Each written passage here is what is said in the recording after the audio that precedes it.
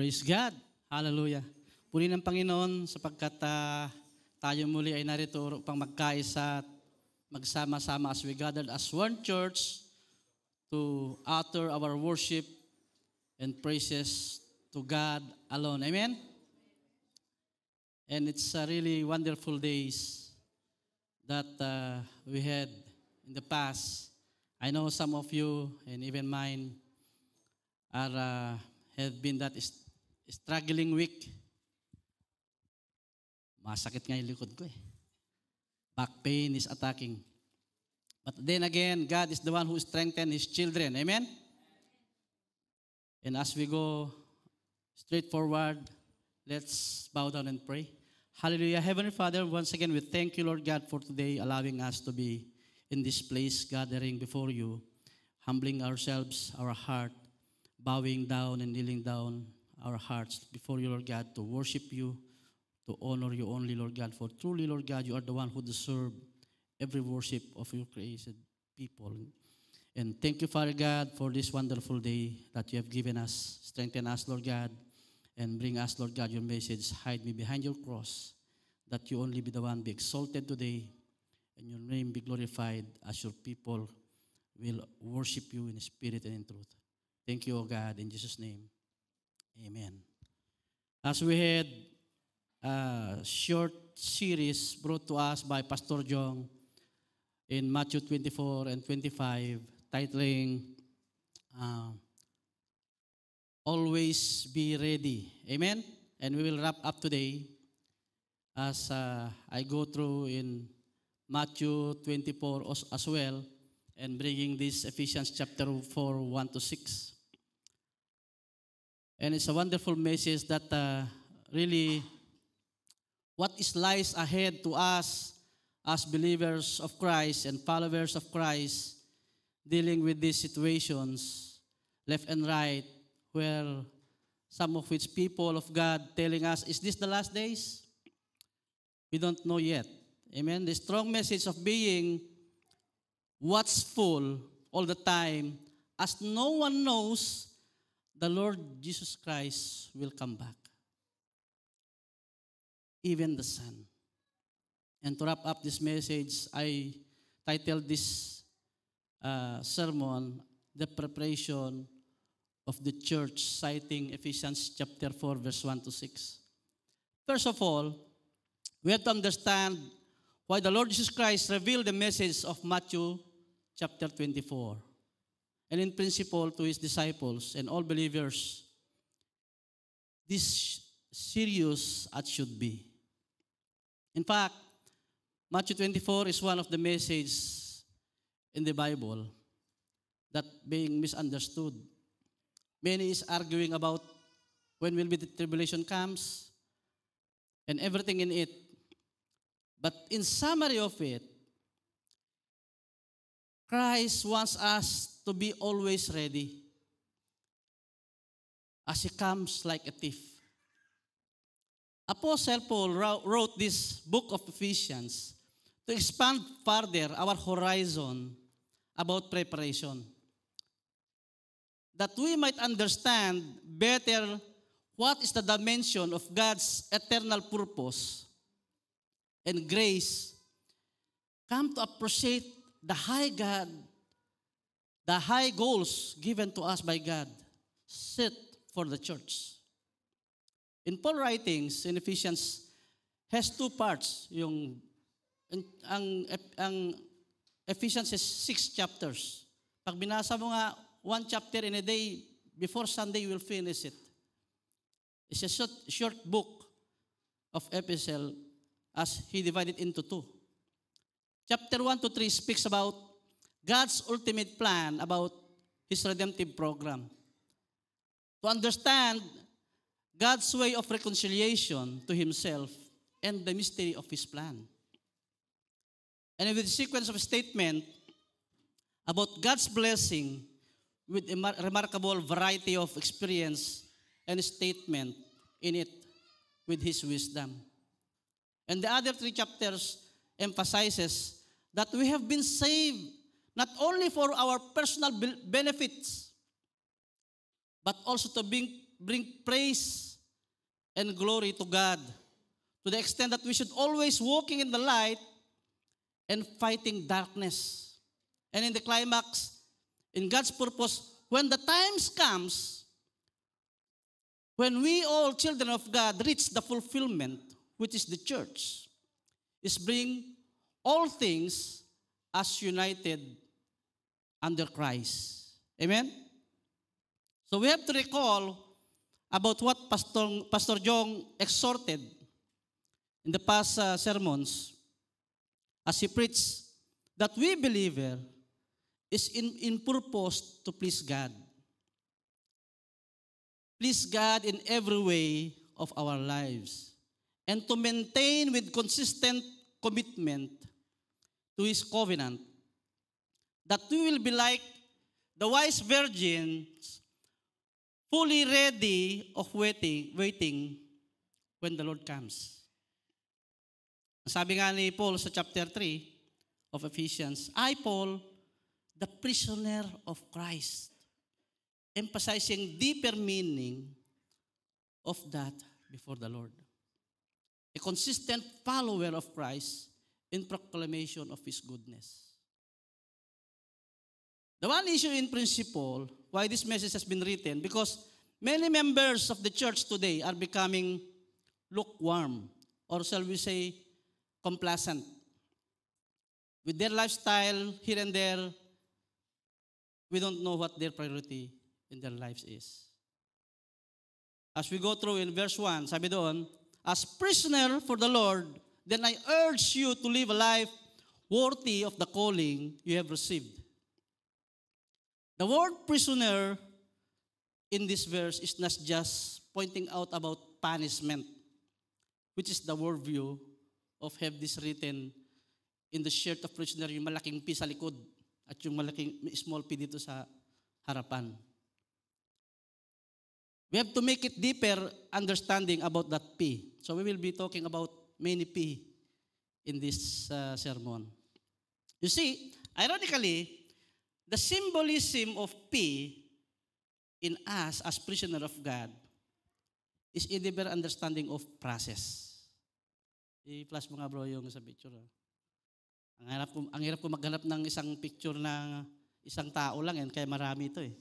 P. Okay? It's rather defined as process or being corrected. Kaya ang tawag ng iba ay correctional eh. You are being corrected. So, or P in Tagalog, pasakop. O, di ba? Ironic ba? Hinuli ka ng pulis, ano mangyayari? You surrender. Taas mo yung buong kamay mo, dalawa. I surrender. Sumuko na ako. Same thing with God. Because when God tells us to submit and surrender ourselves before the Lord, implies that we were at rebellion against Him. Because He said, whoever is not with me is against me. In Matthew 12:30. Pag hindi ka sa akin, ay kaaway kita. Amen? So when we say submit, ano mangyayari? You are surrendering all of you. And when we surrender to God, the whole we are, as Paul described himself as prisoner for the Lord, Paul defined himself to be a slave to Christ. Pastor Jong exhausted that in his last message.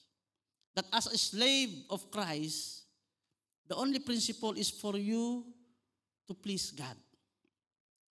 Nothing else. Amen? It's not just because we want to be improved. But when you are being in Christ, the old has gone. The new has come. The transformation begins. And the purpose of God will be revealed in your life to exalt Him all the more. Now that we are being in a purpose, we ought to live a life worthy of the calling we received. He made us valuable again. We were filthy rags before God. But now, because He redeemed us with His blood, we are now valuable in the eyes of God. Now that we are under process, God is refining us like a gold for us to be pure as a 24-karat gold. We have to realize the vision given to us by God, as we call it perspective, the view in righteous of the Holy God. And Apostle Paul, not just telling us to live a life worthy of the calling we received, rather, he is urging us, he is urging the church. While we are on earth, being urged to live a life worthy in this interim period that given by God, to focus ourselves in eternal things with God. So we have to visualize what God is set for us in the vineyard that will be called worthy of His calling. Amen? So lots of preparations has to be made. And for us to be ready when the Lord comes. Verse 2 says, be completely humble and gentle. Be patient, bearing with one another in love. The first two words are completely humble and gentle. Ano ba ibig sabihin ng humble? Ito ba yung nagkikimik ka sa likod na, ay, hindi ko kaya yan. Kayo na lang, mahina ako. No. In fact, that become a complacency, claiming yourself humble, is you are putting yourself in a situation na parang nagmamalaki ka nga actually. Matthew 26, verse 33 says, when Jesus Christ told to Peter, ipapako ako sa krus. Someone will betray you, will betray me. Ano sagot ni Peter? Even if all fall away on account of you, I never will. Taasan niya sinasabi yun eh. But again, we know the fact that Peter denied Jesus Christ 3 times. That hurts. Yung malaman mo, ikaw ay kayang-kaya mong gawin ito, bandang huli babagsak ka. That's why the Lord told Peter, even Satan asked the Lord to sift Peter. Sabi nga ni Pastor kahit nabasa natin sa Biblia, di ba? Even Satan is asking each one of us to be sifted. That's why he asked Peter to pray for you to be steadfast and not to be deceived. The Lord taught him the hard way. When he realized that, he cried bitterly. Masakit pala, malaman na ikaw ay hindi humble as you thought. Being humble and gentle in biblical principle is, when you see the picture of two person praying, ang sabi ng isa, Lord, thank you dahil hindi ako yung katulad ng isang ito na makasalanan. Mapayapa ako, ito and so. But the other one is banging his heart, telling to God, forgive me. I am not worthy. That's humbleness. That we, children of God, will always see the grace and mercy above all sa ating buhay. Kung kaya't nagagawa natin ang mga bagay-bagay. All these efforts and opportunities and successes that we have should be giving glory to God alone, not for us to be exalted. Pag niyakap mo yung ating mga nakakamtan ngayon, all the achievements that we have, it become an idolatry na kung saan you will set apart your attention before the Lord. That's why we should be prompt. Sabi nga ng Panginoon, di ba? That there will be time that even the elect will be deceived. Successes, wealthy, or any personal gain on earth will lead us to idolatry. Instead, we have to develop our mindset of what the Lord Jesus Christ is teaching us. To love people and bear with love to one another. Serve His people and develop characters toward His will. Ang sabi ba doon, be patient, bearing with one another in love. So another P, patience. Hindi ito yung biskwit na pasensya. Patience. Patience is not just waiting long period of time, but with lots of character. In connection to Matthew chapter 24, the Lord Jesus Christ Himself wants to have another P for these believers, followers, we, followers of Christ, should be persevere. In verse 4, she said, watch out that no one deceive you, for many will come in my name claiming I am the Messiah, and will deceive many. You will hear of wars and rumors of wars, but see to it that you are not alarmed. Such things must happen, but the end is still to come. Nation will rise against nation, and kingdom against kingdom. There will be famine and earthquakes in various places. All these are the beginning of birth pains. It is therefore a big preparation while living on earth, worthy lifestyle of our calling. You see, like a pregnant woman, 9 na buwan. Kaya nga sabi ko nga sa mga nagka-Kairos, 9 na linggo lang yan. Yung mga nanay natin, 9 na buwan tayong iningatan. Tayo 9 na linggo lang. So you have to be ready. Kailangan natin paghandaan. Ang nanay, pinaghahandaan niya, 6 months pa lang siya.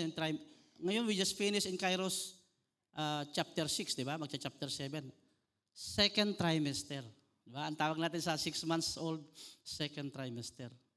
Bumibili ka na ng kuna niyan, bumibili ka na ng damit, at meron ka ng gender revelation na tinatawag. Ngayong panahon natin. Nung araw, wala eh.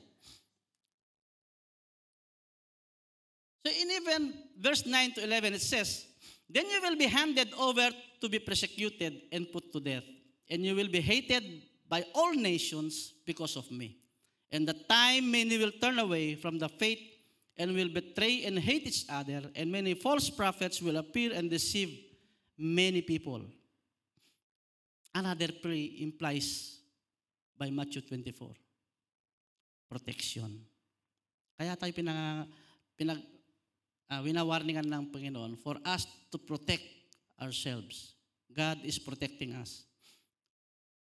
Sabi niya, if those days had not been cut short, no one would survive.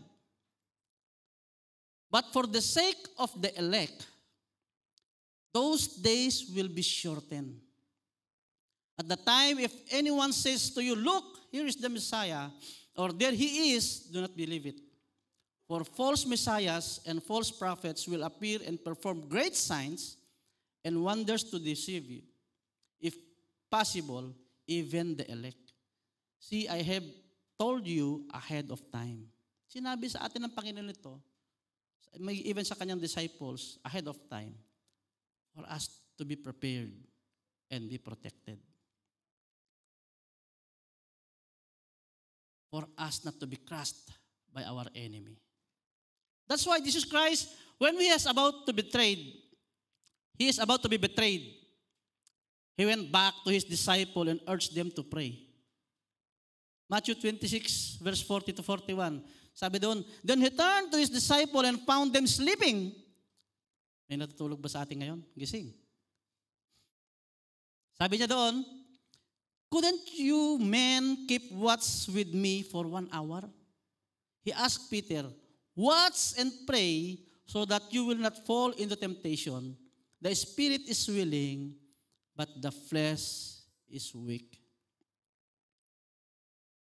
You see, in bearing with one another, with love, gisingin mo yung katabi mo, natutulog eh. For him to be ready. As chapter 4 of 1 John is the same message as this, to get into deeper understanding of loving one another. And it is the medium to accept people, even those who are hard ones, yung mga mahihirap tanggapin. As we considered ourselves maturing before the Lord in His Spirit, the principle is not in ourselves anymore. It's not our self-gain. Rather, it is a commitment to what God is giving to us to do in the ministry, to getting into high standard of commitment, setting aside our pride, setting aside ourselves. We should see that love should not be driven by emotions. Ako, hindi ko ramdam na mahal kita eh. Oo. It's a commitment. It's a decision making.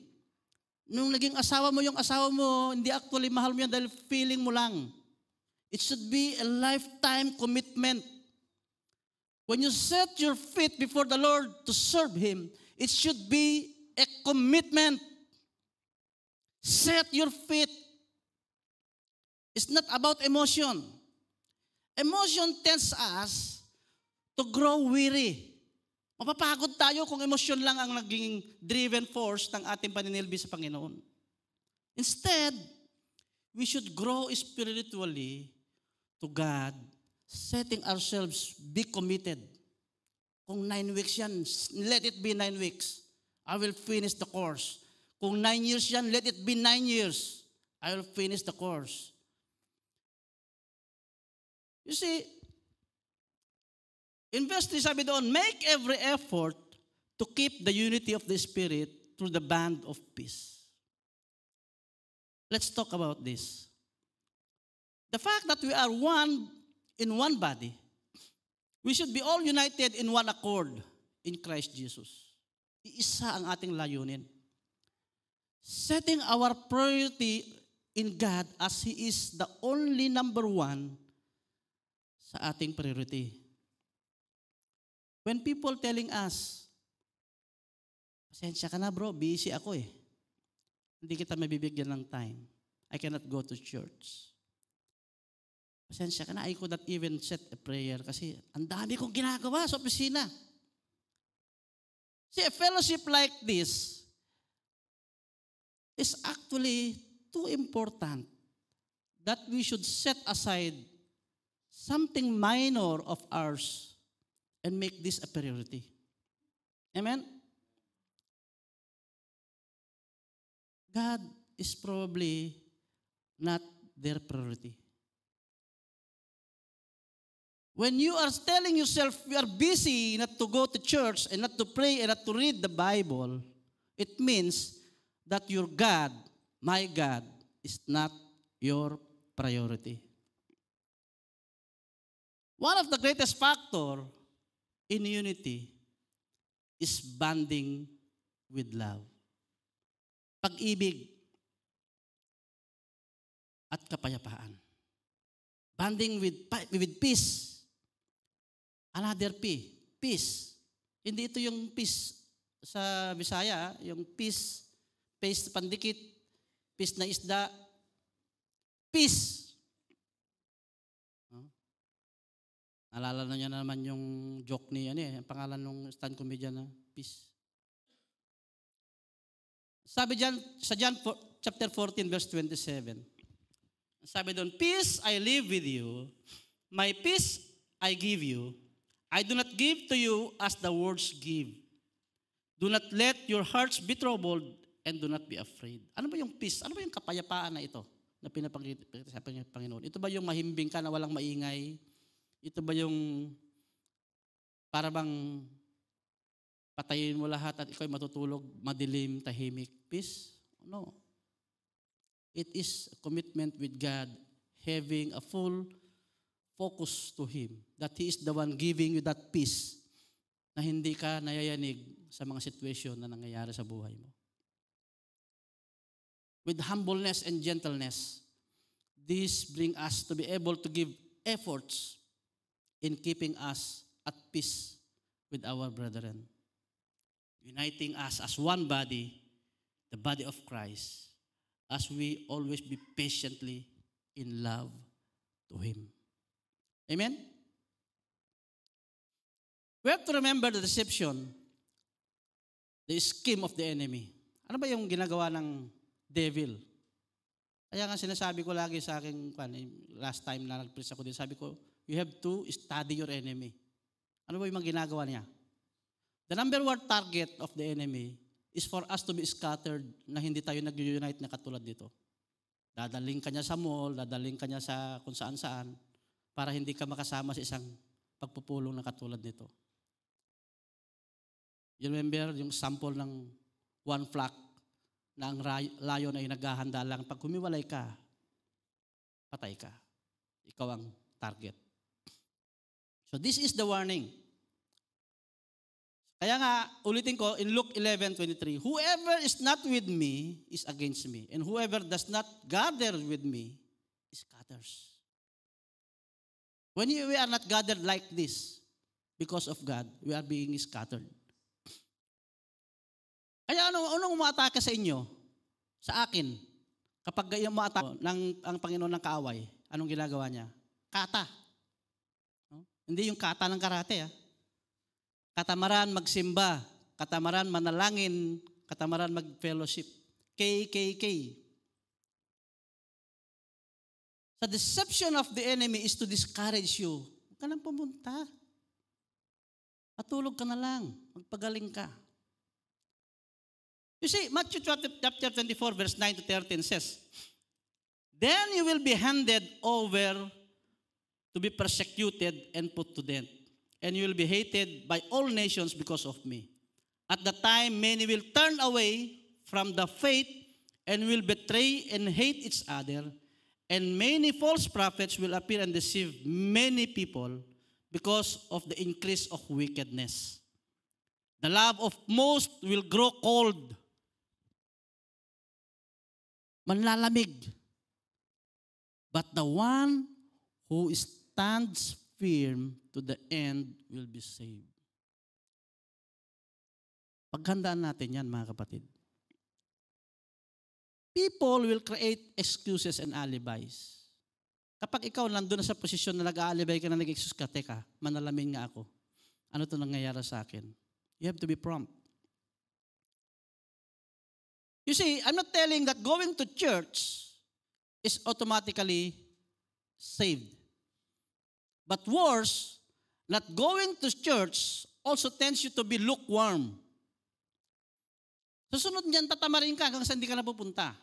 Hanggang sa buong buhay mo, okay na sa'yo na hindi pupunta. Katulad nung nasa kawali na palaka, di ba? Ay, masarap dito Lukewarm. Hindi niya alam, niluluto na siya. So as believers, make every effort to serve God and serve Him only. Not be segue of anything of this world. Bibigyan ka ng ticket, libre, 3 nights, tumaon ng weekdays, tapos ka. There is one body and one spirit. Verse 4.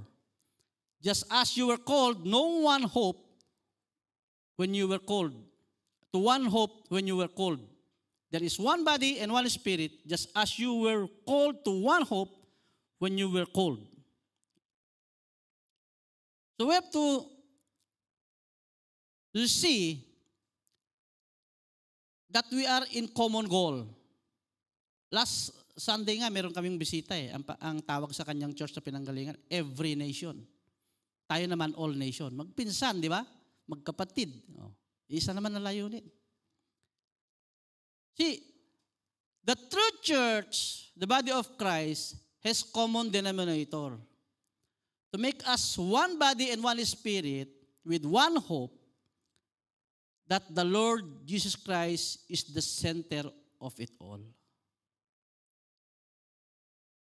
So, Jesus Christ, the Lord, will come again, and all the promises written in the Bible will come to be realized in His second coming. At ang promise doon, and we see the glory of the man will be revealed to us. As we read chapter 24 of Matthew in verse 30. Then will appear the sign of man, sign of the Son of Man in heaven. And then all the peoples of the earth will mourn when they see the Son of Man coming on the clouds of heaven with power and great glory. And he will send his angels with a loud trumpet call, and they will gather his elect from the four winds, from one end of the heavens to the other. So in verse 5, so we have one Lord, one faith, and one baptism. Dito pa lang, nagtatalo-talo na tayo. When they say unity, unity is one. Isa lang. We have one Lord, one faith in Him with one baptism. Baptism will not make you save outright. So, yun ang mga ibang principle eh. Dapat mabaptize ka para masave ka. Somewhat wrong doctrine. Rather, before you were baptized, redemption has been done. Nung nagkaroon ka ng relasyon sa iyong Panginoong Yesus. Because if you tell me that it is prerequisite for you to be baptized to go to heaven, explain to me the other guy in a cross telling, Lord, remember me when you are in heaven. Ang sabi niya doon, today, you will be with me in paradise. May nakita nga akong post, sabi niya, when I will be died. I will look at this person. Can you explain to me why you didn't even attend Bible study? You didn't even see the baptism and everything. That is the mystery of God that we cannot comprehend today. But again, it is God's who gather His elect. Amen?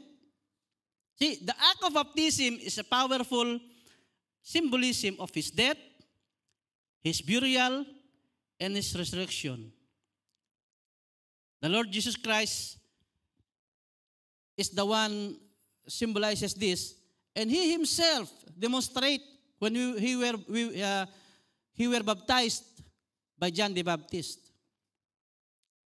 It is about immersion in the water, which represent His death and His burial. And as you were raised out of water, it symbolizes resurrection of the Lord Jesus Christ. And the new life has come.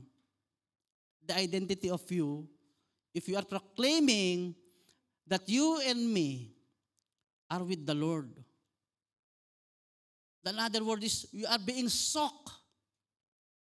Nababad ka kay Jesus. You are being soaked with Jesus. So that we will be founded in one faith with Him, as He is the only hope that we have, the Lord Jesus Christ. We don't have any alternatives. So all nations will be gathered to Him alone. Every nation, all nation, every tongue, every knee will confess. Whatever ethnicity that you belong, Tagalog ka man, Bisaya, Ilocano, Indian. You see? He will gather all this. Kaya, while on earth and serving God, you make yourself be in the opportunity to come and serve Him. Make every effort to study people surrounding us, knowing their backgrounds, for you to easily penetrate and tell them the gospel. That's why we have this Sunday LRPs. And even the one who facilitate in front is telling us what is the background of this. Ano yung kanilang kabuhayan, ano yung kanilang kinalakhan, ano yung kanilang bunga, ano yung kanilang pinanggagalingan. How heavy they rooted them in their belief that you should be turn it upside down for them to realize that they need Jesus Christ in their lives. Even Indians, sa dami ng kanilang pinagpapanalanginan, iba-iba. Trivia, ano ba ang lengguwahe ng India? Alam niyo bakit hindi? Kasi ang oo nila ganun eh. Hindi. Oo sa atin, hindi. You see, na-realize ko yung pampira. Ayun ko lang na-realize na yung hindi pala nila, oo rin eh. So you have to study, even your colleagues in your offices. Ano yung kanilang pinanggagalingan? For you to be easily connect. Hindi lang yung diretso ka na ito lang yung alam mong the way how to proclaim the gospel, ito lang yun. You have to study. The strategy is different from one man to another. You see, it means, ano ba yung natitirang gawain natin? Last Sunday, we have this introduction. Ano ba yung title natin? Task remaining. Pag sinabi mong remaining, ano pa ba yung natitira? Di ba? Usually, ang natitira, konti na lang yan. Pero when we see the 6,900 people groups, ito huge to work on. Ang dami nito. 6,900, my goodness. Madami-dami tayong aabutin. But then again, we should urge ourselves to be part of the redemptive program of God. In some ways, we should be. So, let us do what God is telling us to do. For us to move forward in His kingdom, we have to kneel down and pray and seek God's willingness for what part we have to play in this redemptive program. And in verses, sabi doon, one God and one Father of all, who is over all and through all and in all. Lahat. The praise one God, Father of all, who is over all and through all in all. In Ephesians 4:6 is a passage of encouragement. Encourage believers to live in unity in peace with one another. The phrase refers to Christians believers with one God who is the Father of all, that who believes in Him should not perish. This is the principle that we will be gathered around with Him as one. Kahit ano pang denomination meron ka, with the same God that we believe in when we worship. The passage emphasizes the universality of God's fatherhood and sovereignty among the church, which extend to all humanity. It is also highlight the importance of unity among believers who are called children of the same God. So while we are in this interim period, the Lord is keeping us and reminding us with another P. Pray.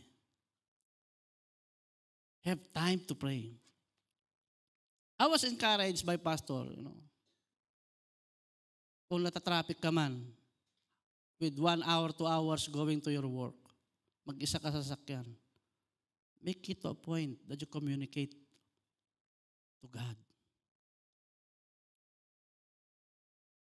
Namnamin mo yung presensya ng Panginoon.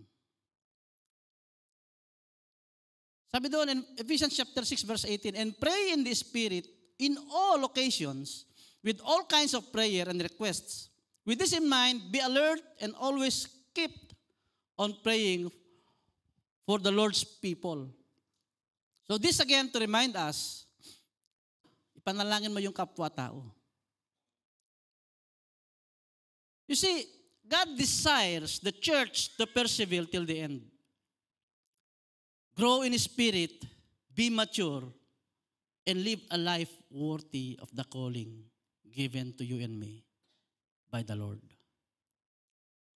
The description of unity in church is where the principle of God in the church, as we come to reach the fullness, and He comes.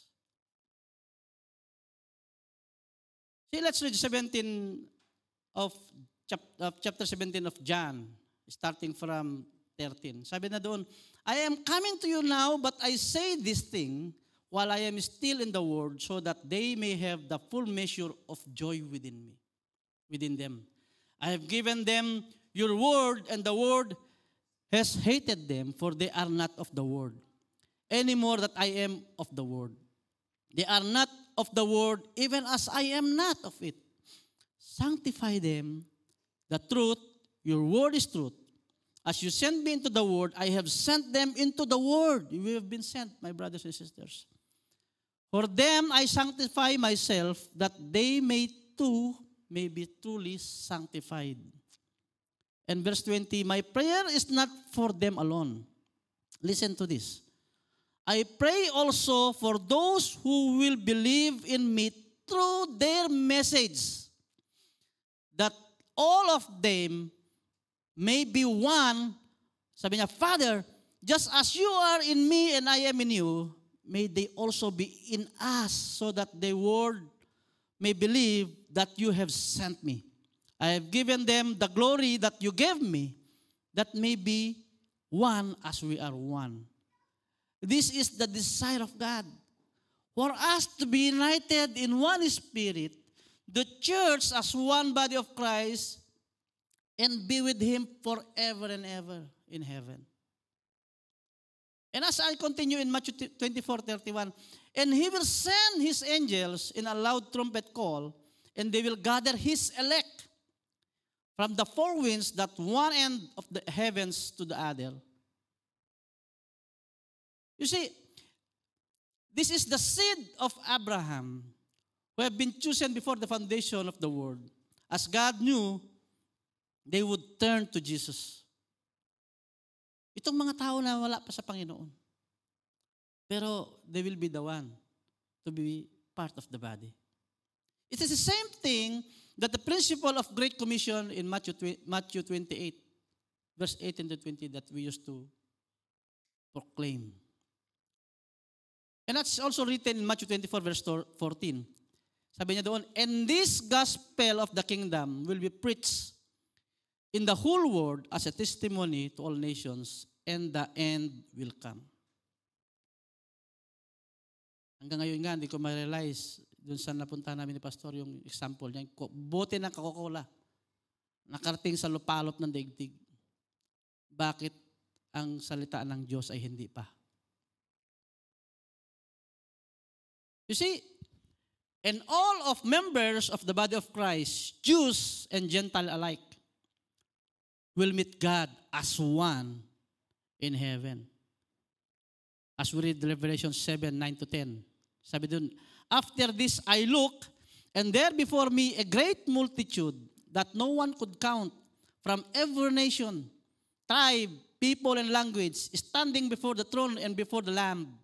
They were wearing white robes and were holding palm branches in their hands, and they cried out in a loud voice, salvation belongs to our God who sits on the throne and to the Lamb. And all the angels were standing around the throne, around the elders and the four living creatures. They fell down on their faces before the throne and worshiped God, saying, Amen. Praise and glory and wisdom and thanks and honor and power and strength be to our Father forever and ever. Amen. Again, we should be always ready for His coming. Kung hindi man ngayon sa generasyon natin, let it be. But again, the message is always be ready. That's why the last P that we are about to say is praise and worship. People will be gathered before God, praising Him, saying, katulad ng kinanta natin kanina, Holy, holy, holy, the Lord God Almighty. Can you not imagine that?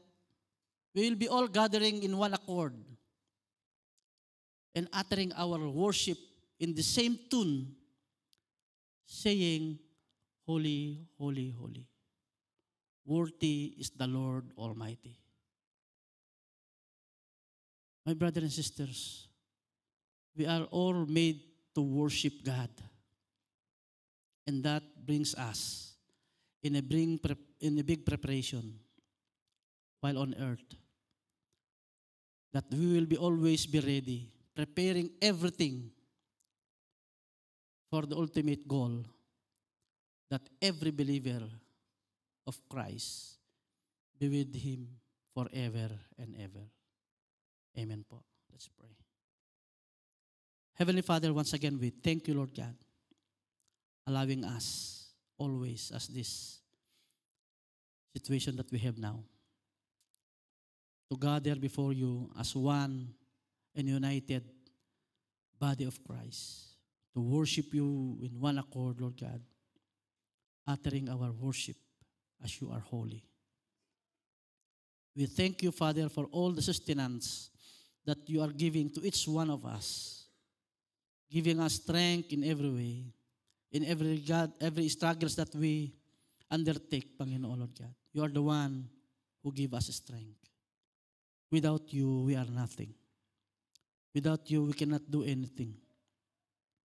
Because you are the one who sustain us. You are the one who give us hope. And truly, Lord, that all the promises that you have given us will be fulfilled when you come. Thank you, O God. May you strengthen us and all those who seek brethren of us, Panginoon. Ay patuloy mo pang bigyan naman ng kalunasan sa kanilang mga sakit. And for us to be realized that you are the only one who can heal people. And again, to gather your people. Help us to mature in spirit. Help us to grow with the principle for us to be ready and with one accord of unity to worship you forever and ever. Amen.